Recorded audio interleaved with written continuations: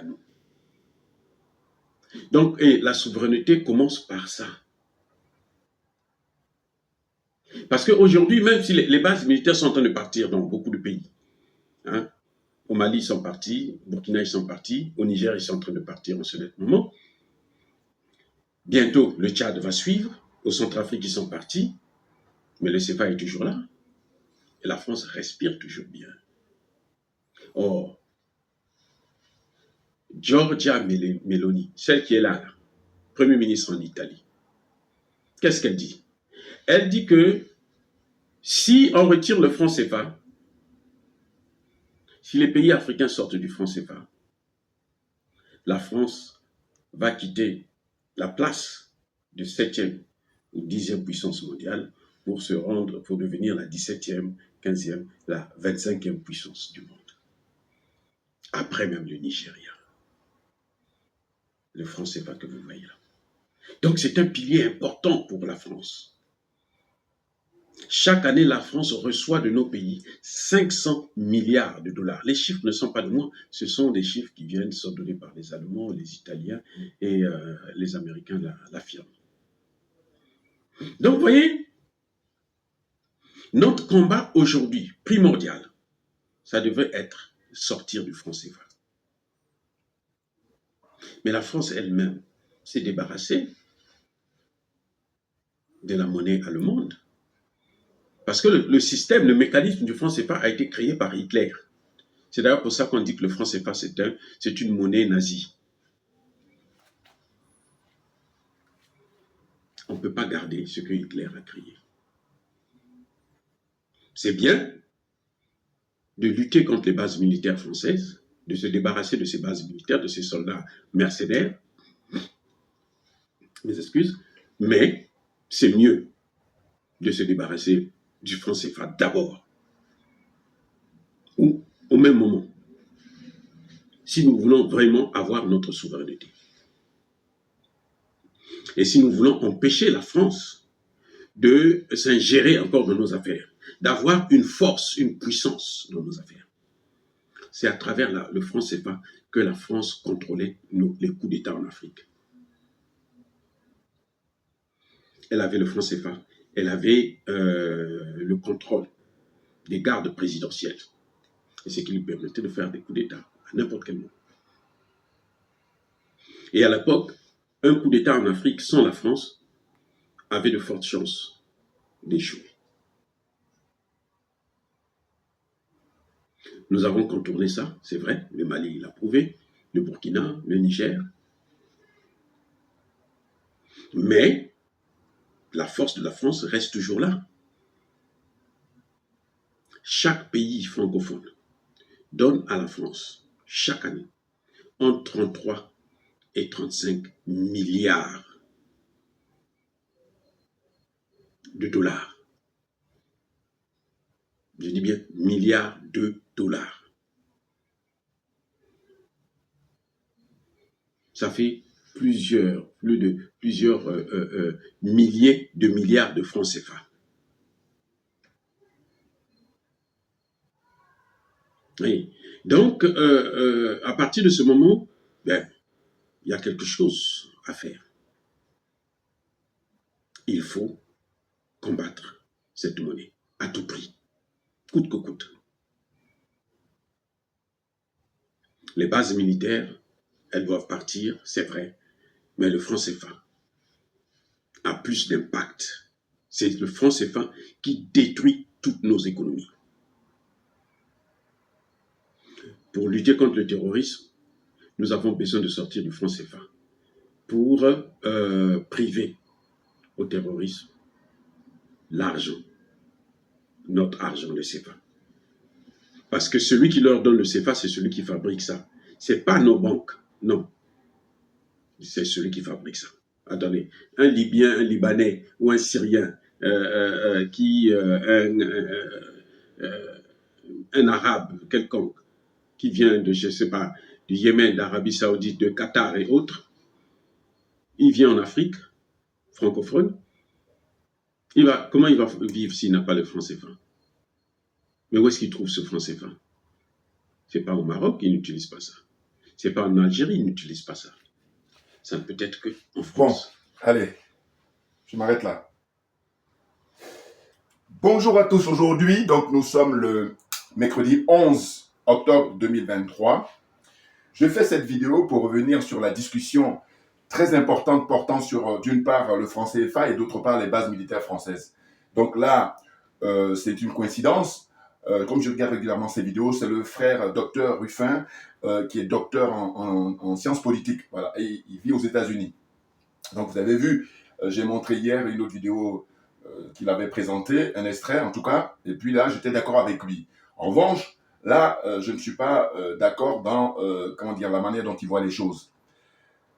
Doubion, c'est mon surnom sur le net, je suis accessoirement, mais accessoirement seulement spécialiste de la France. En revanche, je suis un panafricain très convaincu, un authentique panafricain. Donc le docteur Ruffin, lui, eh ben, s'il est amené à conseiller les dirigeants africains, les 15 pays là, ou en tout cas les pays où il y a des bases militaires et les attachés militaires en Afrique francophone, même autres pays aussi, pays africains, eh ben, il leur dirait focus sur le franc CFA. Eh bien, moi, je ne pense pas. Pourquoi? Parce que contrairement à ce qu'il imagine, il faut se montrer pragmatique. Et d'ailleurs, je crois que c'est le cas pour les dirigeants du Mali, avec le colonel Assimi Goïta, avec le capitaine Ibrahim Traoré au Burkina Faso et le général Tchani au Niger. Il y a la théorie et la pratique, vous savez toujours, dans la vie.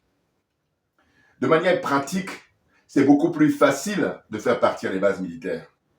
C'est d'ailleurs un préalable. Contrairement à ce qu'il imagine, parce que lui, il explique, il apporte ses arguments dans une vidéo qui dure un peu plus de 11 minutes. Hein, selon lui, il faut faire partir le franc CFA d'abord, ou en tout cas les deux en même temps. Alors que non, c'est pas facile. Donc, comment on fait? Et donc, pareil, je vous donne mon raisonnement.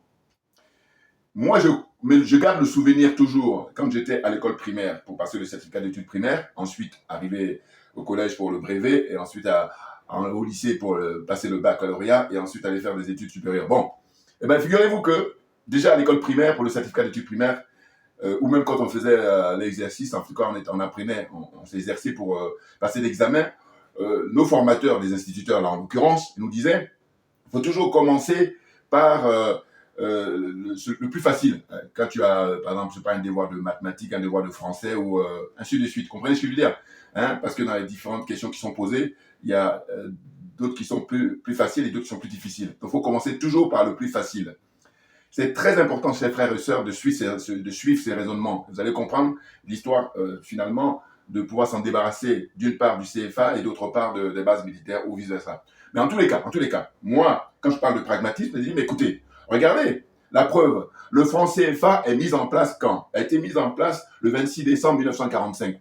Le général de Gaulle, qu'est-ce qu'il a fait? Eh bien, il a trouvé le moyen de faire un copier-coller sur ce que faisaient les Allemands quand ils ont annexé la France. Vous voyez, les Allemands ont mis en place un système, et c'est ce système-là qui a été copié. Ce système qui a consisté à piller les richesses de la France durant l'occupation. Voilà, vous comprenez? Et c'est le professeur Nicolas Bourou, qui lui est ivoirien, qui a, dans son livre, qui fait plus de 200 pages, tout retracé, côté historique, et puis la suite des événements. Et il le dit dans les conférences qu'il tient, et puis les interviews, qu'à chaque fois, on peut facilement se débarrasser du franc CFA. Bon, moi je dis c'est un théoricien. Parce qu'au fond, il faut se rappeler que déjà en 1980, dans les années 80, il y a le professeur Tchouchan Pohemi, qui lui est camerounais, paix à son âme, il était un des premiers à avoir écrit sur le franc CFA, sur le mécanisme du franc CFA, en tout cas sur les méfaits du franc CFA concernant les économies africaines, des pays africains. Voyez, et lui, il a enseigné notamment en Côte d'Ivoire à l'université d'Abidjan Cocody, l'université Félix Houphouët-Boigny. Bon, le pauvre, il a été empoisonné, et je soupçonne même le Houphouët-Boigny d'être tout ça parce que c'est le système. C'est la France-Afrique qui l'a assassiné, le professeur Tchouchan Pohemi. Je le dis, moi. Voilà. Tourne pas autour du pot. Allez, on y va. Donc, au fond, ce qui se passe, parce qu'il dérangeait énormément, vous pensez bien, il touche. En fait, le franc CFA, il faut bien comprendre que pour les Français, c'est tabou. C'est leur totem. Voilà. On dit tabou pour comprendre sur le plan français, mais pour nous, Africains, il faut dire que c'est leur totem. Le totem, on ne touche pas. C'est sacré. Voilà, le franc CFA. Vous comprenez bien? Voilà. Donc, ce que je voulais dire au professeur, il se trouve qu'on ne se connaît pas. Voilà. Sinon, si on se connaissait, je l'appellerais pour lui dire, écoute, non, c'est une erreur d'appréciation. Ce qu'il faudrait, c'est vite traiter la question la plus facile, c'est les bases militaires. La preuve en est, les colonels au Mali ont fait la démonstration, le capitaine au Burkina Faso en a fait aussi. Et puis là, récemment, le général Tchiani avec ses compagnons de lutte au Niger, vous voyez, les Français, ça y est, là, les militaires français ont commencé à partir. Vous voyez, donc c'est la preuve que c'est facile à traiter ça. Il faut juste une question de volonté politique. Et c'est ce qu'ils sont en train de mettre en place. Et puis aussi, avant eux, il y a le président Touadéra, en République centrafricaine, qui lui aussi a réussi à fermer la base militaire française en République centrafricaine. Voilà. Donc c'est pour dire que là, quand on finit le devoir qu'on a à faire, eh bien, on a fini avec les bases militaires. On n'a pas fini en fait, parce qu'il reste encore des bases militaires. C'est la raison pour laquelle je dis qu'ils ne s'inquiètent pas. Je crois que les colonels au Mali sont en train de travailler sérieusement parce que eux, ils ont déjà l'expérience, puisque le président Modibo Keïta, à l'époque, avait mis en place, la monnaie, a fait disparaître le CFA et avait remplacé par la monnaie malienne, voilà, hein, à l'époque. Donc, eux, ils ont l'expérience déjà. Donc, ça veut dire que ça va être facile. Simplement, à l'époque, il n'y avait pas les questions de terrorisme, donc c'était différent, un contexte différent. Aujourd'hui, les colonels au pouvoir, ils doivent affronter les pseudo-terroristes là, hein, en tout cas djihadistes plutôt, pseudo-djihadistes, mais vrais terroristes, hein, parce qu'ils créent la terreur. Donc, c'est toute la même, comment on dit, famille de mots, voilà, terreur, terroriste, voilà. Vous voyez, donc ils doivent combattre ça, et c'est la priorité de toutes les priorités. Pourquoi? Parce que vous pouvez avoir les milliards, mais si vous n'avez pas la sécurité, quel est l'intérêt? Voilà. Donc, priorité, c'est la sécurité. Et d'ailleurs, ils le font brillamment. Ils ont décidé là d'aller prendre Kidal. Et comme ils sont des gens de terrain, parce qu'ils se connaissent tous, hein, les 6 colonels là, hein, au départ 5, et puis ils ont été rejoints par, Abdoulaye Maïga. Hein. Bon, eh ben, ça fait plus de 15 ans, c'est pas bientôt 20 ans qu'ils se connaissent, qu'ils sont sur le terrain. Donc, ils sont vraiment blindés au point de vue expérience. Voilà. Donc, ce que je tenais à dire, j'ai pris des notes. Hein. Voilà, je vais essayer de lire ça tout à l'heure. Les notes, c'est pour ne pas que j'oublie. Eh bien, il ne faut pas oublier, que le franc CFA, donc ça fait des années que des gens écrivent plein de bouquins, pour expliquer. Voilà. Et les plus connus, je vous dis, c'est le professeur Nicolas Beau, mais il y a aussi d'autres personnes. Vraiment, la littérature sur le franc CFA, il y en a vraiment pléthore. Très franchement. Moi-même, je me suis, procuré pas mal, pour vous dire. Bon. Mais, moi, le panneau, là, eh ben, mon inspiration personnelle, je l'ai dédicacée, comme je vous ai toujours dit, aux dirigeants africains. Justement, ça porte sur le franc CFA. Mais quand bien même j'ai fait ça, mais j'ai dit la priorité, c'est les bases militaires. Et il en reste beaucoup, Dieu se sait. Hein? Il reste les bases au Tchad, il reste les bases en Côte d'Ivoire, vous voyez, pas des moindres. Il reste les bases au Gabon, il reste les bases au Sénégal, vous voyez. Et premier exemple, j'ai donné sur les examens, quand on passe, on commence par traiter les points les plus faciles, hein, les questions les plus faciles, et puis on termine par les plus difficiles. Voilà. Je fais l'analogie, j'espère que je me fais comprendre là. Deuxième point, c'est de dire quoi? C'est de dire que, écoutez, les braqueurs, quand ils viennent vous braquer à la banque, ils ne viennent pas avec des bouquets de fleurs. Et les Français, hein, et les impérialistes qui ont leur base militaire là-bas en Afrique, hein, de manière générale, et les Français en particulier, mais ils viennent simplement pour braquer les richesses africaines. Et moi, j'ajoute qu'ils ils prennent en otage le peuple africain depuis fort longtemps. Or, il faut se souvenir que, en la matière, quand la guerre est terminée en France, hein, après la Seconde Guerre, le général de Gaulle a demandé au président Lyndon Johnson de plier bagage en ce qui concerne les bases militaires françaises, bases militaires américaines, qui à l'époque totalisaient pas moins de 29 bases militaires dans toute la France. Voilà, hein, en 1966. Vous comprenez? Les Américains se sont exécutés. Voilà, ça, c'est ce qu'on appelle un respect mutuel. Or, les Français, comme ils ont du mépris, comme ils ne considèrent pas les négros, et comme ils considèrent que ce sont eux qui doivent décider à notre place, moi, je dis, eux, il va falloir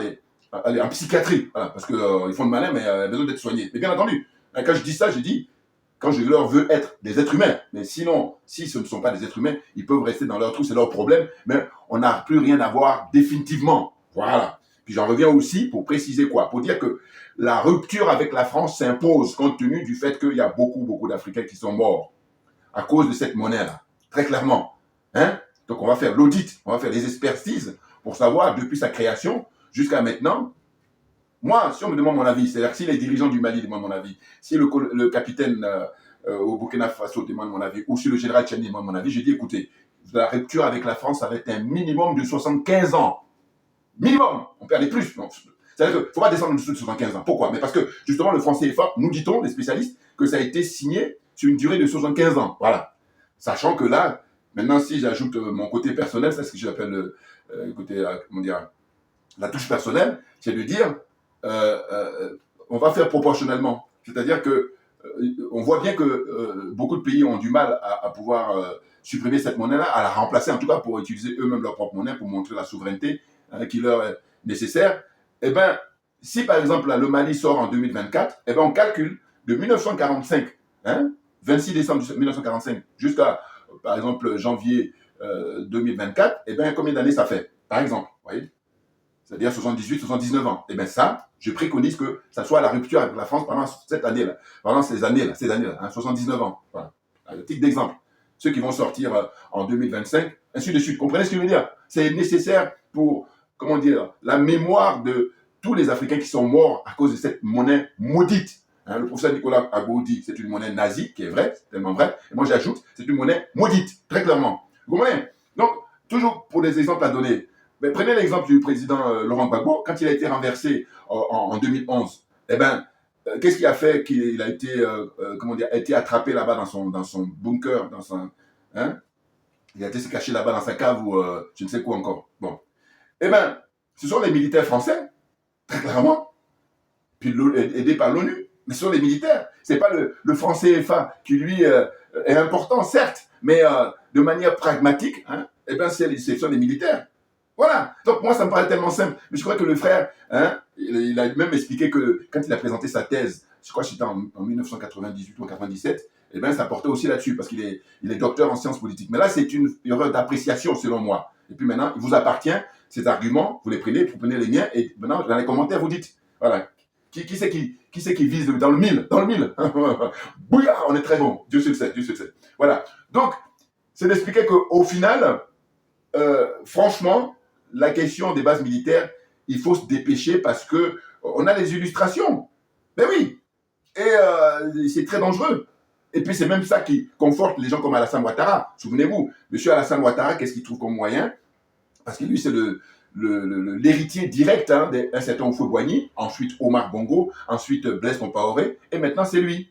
Voilà, ça y est, il est là au service de la France-Afrique pour déstabiliser tous les pays africains, très clairement. Mais lui, il a trouvé le moyen en décembre, souvenez-vous, en décembre 2019, M. Macron vient en visite en Côte d'Ivoire, il est habillé avec les tenues traditionnelles. Et puis je vous dis, quand vous reprenez les images d'archives, on voyait bien qu'il n'en avait rien à foutre, et il a bien raison. Quand je dis il a bien raison, dans le sens où, je dis, mais quand tu reçois un invité, il faut peut-être savoir. Alors on va toujours me dire, oui, mais c'est l'hospitalité africaine. Mais je dis, mais il faut faire un minimum de psychologie. C'est-à-dire qu'il y a des gens, vous savez, des Chirac, ça l'intéressait, par exemple. Bon, mais en gros, ce que je veux dire, c'est que Macron, il n'en a rien à foutre. Cette fois, les images, vous voyez, le mec, il n'en a rien à foutre et puis vous êtes là. Bon, mais simplement, parce que comme c'est des corrompus, ce sont des aliénés, des complexés, donc ils dévalorisent nos richesses à tous les niveaux. Voilà. C'est pour ça que je dis, nous autres, putain, on mérite le titre de conseiller. Au minimum, on peut avoir plus, mais voilà. Parce qu'il y a des gens là, ils ne sont pas à leur place. Voilà.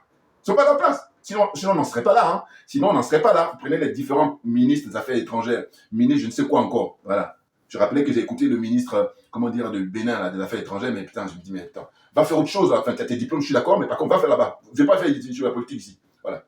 Parce que tu sais même pas, quand il s'est exprimé, il était mal à l'aise et puis il essayait de redire ce qu'a dit Macron, ce qu'a dit la ministre française des Affaires étrangères, ou de la Défense, voilà, ainsi de suite. Il prend les propos des Français. Mal à l'aise, quand on lui a posé la question, je me rappelle, sur justement comment vous vous comportez vis-à-vis du Niger. Non, nous on ne reconnaît pas n'importe quoi. Voilà, on fait bon, des zozos. Donc, pour poursuivre, c'est de dire qu'au fond, c'est essentiel la discussion que nous avons aujourd'hui et c'est de se dépêcher pour se débarrasser des bases militaires. Et moi-même, j'ai ajouté récemment que, en fait, la cerise sous le gâteau, ça va être la fin du franc CFA. Voilà. J'aime bien un thème d'image parce que comment ça facilite la compréhension. Vous savez, quand vous faites des gâteaux de manière générale, là, dans le pays de la gastronomie, justement, bon, eh bien, ils sont très forts en confiserie, tout ce que vous voulez, tout, gâteau, machin, bon. Eh bien, on prépare, et puis, peut-être pas sur tous les gâteaux, mais les gâteaux qui sont vraiment, comment dire ça, symboliques, voilà. Eh bien, on met la cerise, voilà. Donc, un thème d'image pour moi, la fin du franc CFA au Mali, au Niger, au Burkina Faso, c'est la cerise sur le gâteau. Sachant que tous ces pays-là qui sont concernés, ils doivent tous faire tomber. Voilà. Donc, c'est plus compliqué. Comme ça, en apparence, on pourrait penser que c'est facile, mais non. Sinon, pensez bien, eux, ils sont concernés directement, ils ont les mains dans les cambouis, et bien ils savent, voilà. Ils vont pas faire de précipitation. Et puis, il faut pas oublier aussi, à l'époque, le président Ahmed Sékou Touré, Guinée-Conakry, eh ben lui, il était le seul dans cette zone-là, la zone francophone, qui a dit non à De Gaulle, non à la France. Il a dit, sa célèbre phrase, nous préférons vivre dans la dignité en étant pauvres plutôt que être des esclaves dans l'opulence ou je résume. Voilà. C'est-à-dire que je vous dis toujours que pour moi, selon moi, le discours prononcé par le président Ahmed Sékou Touré en 1958, c'est ce que la Côte d'Ivoire a vécu en 2010-2011. On ne peut pas dire depuis 2002 jusqu'à 2011. Voilà. Très clairement. Oui, parce que la Côte d'Ivoire, c'est plus du bling-bling. Or, quand on creuse un peu, mais j'ai écouté, là, avant de faire cette vidéo-là, cet après-midi, la sœur Paul Thierry Ballet, que j'aime beaucoup, parce que c'est une dame très courageuse, intègre. À chaque fois que je l'écoute, je dis, mais pensez-moi pour dire que c'est vrai ce qu'elle dit, parce que ça dépasse l'entendement. Je vous dis, prenez le temps, vous allez sur YouTube, vous tapez Paul Thierry Ballet, les mardis de Paul Thierry Ballet, tous les mardis elle fait ses vidéos. Mais c'est impressionnant tout ce qu'elle peut récapituler. Mais c'est impressionnant, en Côte d'Ivoire, voilà. Bon, bref, on va revenir sur le cas, là, des bases militaires. Bon, donc, M. Ouattara, je n'avais pas terminé tout à l'heure, c'est qu'en 2019, justement quand il a reçu M. Macron, en décembre 2019, il a trouvé le moyen de lui donner encore un terrain beaucoup plus vaste, plus important, à Port-Boué là-bas, pas loin à côté de l'aéroport. L'aéroport Félix Houphouët-Boigny à Abidjan. Voilà. Mais pourquoi? Mais parce que lui, comme d'autres, mais lui surtout, il est dans une situation de dire, bon, c'est la France qui m'a mis là, je ferai tout ce que vous voulez. Et j'ai dit même en ce qui le concerne, quand les Français lui disent, Monsieur Ouattara, donnez-nous juste une bouteille d'eau, lui dit non, je vais vous envoyer le casier, je vais vous envoyer même toute la boutique. Voilà, je n'exagère rien du tout. Voilà, j'aime trop parler en termes d'image parce que je dis, c'est la meilleure façon pour faire comprendre les choses aux gens. Voilà. Vous voyez? Donc, c'est la démonstration qu'a faite Monsieur Ouattara là, le fait qu'il donne comme ça. Et puis en plus, les pauvres qui ont travaillé, les messieurs et dames qui ont un certain âge aujourd'hui, très âgés, qui ont travaillé toute leur vie, on les a virés de leur terrain pour donner la place aux soldats français. Voilà, à Abidjan. C'est une base très importante. Tout à l'heure, je vais récapituler dans les notes que j'ai prises. Bon. Donc voilà, les choses sont claires. Voilà, j'espère. Diffusez mes vidéos au maximum. Les trollers, là, c'est le service que je puisse vous demander. Partagez mes vidéos, c'est un échange. Vous regardez mes vidéos, en échange, allez partager. Ou les abonnés, les frères. N'hésitez pas. Et puis ceux qui le connaissent aussi, transmettez-lui ma vidéo. Voilà. Très clairement, d'abord les bases militaires et ensuite on va finir les francs CFA comme étant la série sur le gâteau. Voilà. Donc, alors, maintenant, je vais essayer de lire rapidement les notes. Donc, qu'est-ce que j'ai noté? J'ai noté que avec près de 10 000 forces en présence en Afrique subsaharienne, et les fameux accords de défense et les traités de coopération, ils nous disent près de 10 000. Là, on a eu l'expérience récemment avec ce qui se passe au Niger, c'est-à-dire le rapatriement des militaires français. D'ailleurs, les militaires français, l'anecdote, c'est qu'en fait, la population du Niger s'est mobilisée depuis le mois de juillet pour leur dire, vous allez partir, vous n'avez pas le choix, parce qu'ici, c'est chez nous. Donc, retournez chez vous là-bas. Voilà. Il n'y a pas de base militaire africaine ici en France. Voilà. Donc, allez, retournez chez vous. Puis, comme je vous ai dit tout à l'heure, les Américains ont respecté quand le général de Gaulle leur a dit de partir. Donc, eux, il faut qu'ils acceptent. Il faut les y contraindre. Ce qui est intéressant, c'est que la population qui manifestait, il paraît qu'ils ont mis même des haut-parleurs par moment, et puis à côté de la base militaire française, et ils faisaient la prière musulmane. Voilà. Les imams, là, quand ils parlaient, ça diffusait les décibels. Là, je dis, mais c'est génial. Voilà. Et puis autre chose aussi, c'est qu'au niveau de la nourriture, ils n'en avaient plus, tout était bloqué. Ils étaient obligés, les militaires français, les pauvres, je dis c'est des pauvres, parce que eux, ce sont des exécutants. Donc c'est des pauvres gens.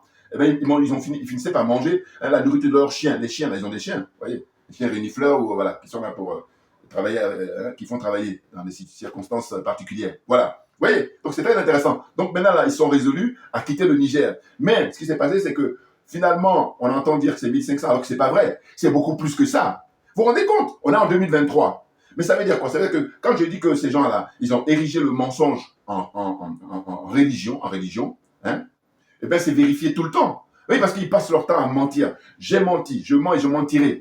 Donc, je dis, ceux qui sont menteurs, allez-y avec eux. Mais nous qui sommes pour la vérité, on n'a rien à voir. Voilà. Radicalement rien à voir. C'est clair. C'est le jour et la nuit. Il faut qu'on soit d'accord, moi, là-dessus. Oui, parce que, et puis quand ils disent ça, c'est pour le peuple français, c'est pas aux Africains. Enfin, les Français, aux Africains aussi, quand ils parlent de 1500. Non. On nous dit que c'est plus de 3500. Ça veut dire qu'il y a au moins 2000 qui ne sont pas comptés. Au moins. Vous vous rendez compte? Et moi, l'exemple qui m'est venu aussi à l'esprit, c'est de dire quoi? C'est de dire que, écoutez, même quand vous allez dans des fermes, les animaux qui sont à la ferme, on sait le nombre. Les animaux. À plus forte raison, hein, en ce qui concerne les militaires. Voilà. Donc, ils le savent, mais simplement, comme ils sont dans une culture du mensonge, dans la religion du mensonge, donc ils ne donnent pas les informations. Parce qu'ils méprisent les Noirs. Ils ne considèrent pas les Noirs, les Africains. Ils sont négrophobes. Voilà, c'est ce qui explique cela. Maintenant, il faut en prendre conscience et à partir de là, on n'a plus de temps à perdre. C'est ça que je dis tout souvent. Alors, on continue. Donc, la suite, c'est quoi? C'est que je dis, pays par pays, on nous dit que c'est Djibouti qui a près de 1500 soldats. Djibouti, hein, la corne de l'Afrique, là. Bon, c'est particulier Djibouti. C'est-à-dire que vous avez pratiquement, aujourd'hui, au XXIe siècle, tous les grands pays là, enfin les pays qui sont blindés au niveau militaire, les grandes puissances, ils ont leur base là-bas. Donc vous avez les bases françaises, vous avez les bases, comment dire, chinoises, vous avez les bases américaines, hein, ainsi de suite. Voilà, ils sont tous là-bas, à Djibouti. Alors il paraît que ça rapporte beaucoup de devises à l'État djiboutien. Bon, c'est un cas à part, ou même, ça nous concerne aussi, hein, parce que je dis, hein, tout pays qui s'est dit souverain, il ne doit pas y avoir de base militaire, ni de sa propre monnaie, doit battre sa propre monnaie. Ce pays-là doit battre, voilà, c'est ce que ça veut dire, la souveraineté. Voilà. Si ces deux éléments-là, qui sont très importants, ne sont pas à l'œuvre, ça ne sert à rien. Vous êtes des colonisés, et rien d'autre. Puis fermez-la, n'importe quoi. Donc, ce que je voulais dire, c'est quoi? C'est que les chiffres que j'ai glanés sur Internet, c'est qu'on nous dit, hein, donc à Djibouti, c'est près de 1500. Donc, moi, je crois que même on peut arrondir à 2000, voilà, 2000. Moi, je compte à 2000 soldats français. Hein. Sachant que quand je dis ça, c'est vraiment à la louche. C'est-à-dire que il faut qu'ils nous sortent. Ils ont les chiffres. Ils refusent de. Parce qu'ils passent leur temps à manipuler les gens. C'est tout simplement ça. Vous voyez? Donc Djibouti, 1500. Allez, on prend ça comme ça. Ensuite, en Côte d'Ivoire, on nous dit près de 950. Alors qu'il y a plus. Ça doit même. Au minimum, Côte d'Ivoire, c'est 950 multiplié pas par 2. Si ce n'est pas par 3. Voilà. Côte d'Ivoire. De toute façon, je pense que là, on a maintenant à l'aise pour pouvoir dire ce qu'on veut. Pourquoi? Parce que je dis l'expérience là qui nous a montré, qui s'est passée au Niger là récemment. Hein, on est en octobre 23, et qu'on nous dit qu'ils passent leur temps à diffuser sur tous leurs médias que c'est 1500 soldats, alors que non, c'est plus de 3500 d'après les renseignements du Niger, les dirigeants du Niger. Les choses sont claires. Voilà. Enfin. Donc, ensuite, au Sénégal, ils nous disent près de 400 soldats. Pareil, là aussi, il faut ajouter. Les 400, c'est vraiment. C'est pas le vrai chiffre, hein, mais ils mentent. Voilà. Ensuite, le Gabon. Le Gabon, on nous dit environ 350 soldats. Toujours pareil, il faut augmenter. Hein. Au Tchad, ils nous disent près de